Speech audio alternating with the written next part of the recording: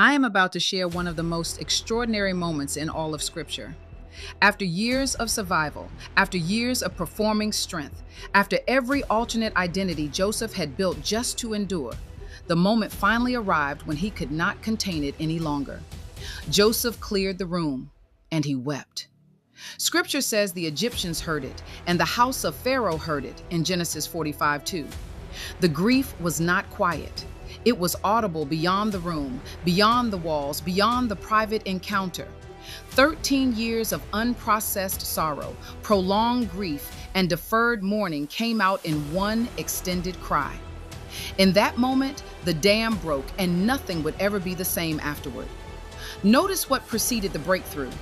Judah spoke. Judah, the same brother who had participated in selling Joseph into slavery, stood before him and offered himself in Benjamin's place. He said he would remain as a slave if only Benjamin could return to their father in Genesis 44:33. For Joseph, this moment mattered. This was evidence of change. The men standing before him were no longer exactly the same men who had thrown him into the pit. Something had shifted in their hearts. And when Joseph saw evidence of transformation, the wall inside him collapsed. When Joseph wept before his brothers, something else happened that the text does not say directly, but clearly implies. The performing identities died. The polished Egyptian official disappeared. The controlled interpreter of dreams disappeared. The man who had survived prison and palace without showing weakness was gone.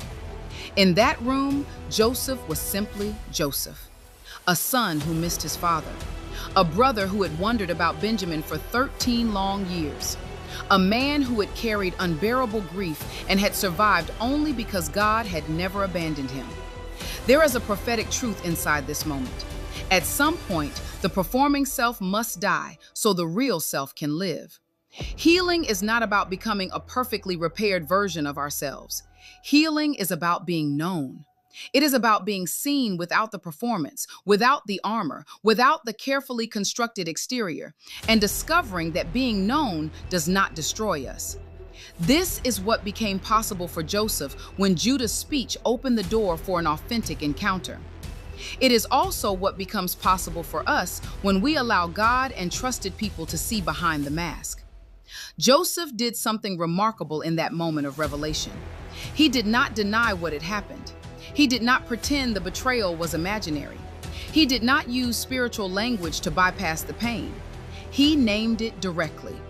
I am Joseph, your brother, whom ye sold into Egypt, in Genesis 45:4. Joseph held them accountable for the truth of what they had done. And then he reframed the story. The reframe was not a denial. It was not religious avoidance. It was the fruit of real processing. Joseph had sat with the weight of his suffering long enough for God's perspective to emerge through the pain. He could say with clarity, "Now therefore be not grieved nor angry with yourselves that ye sold me hither. For God did send me before you to preserve life," in Genesis 45:5. Joseph did not arrive at that conviction by ignoring the trauma. He arrived there by walking through it. And that is the deep lesson of this moment. Healing does not erase what happened. Healing allows God's purpose to emerge from what happened. The pit was real. The betrayal was real. Slavery was real. The prison was real. But the presence of God was real too. And when the tears finally fell and the truth was finally spoken, Joseph discovered something powerful. The story that wounded him had also prepared him. The pain that shaped him had also positioned him. What his brothers meant for harm, God had been quietly transforming for good all along. If you have ever felt betrayed, forgotten, or forced to survive seasons that broke your heart, From the Pit to the Process will help you understand how God can transform the very places that wounded you into the pathway to your purpose. Available in my teaching vault at drdelisarogers.com.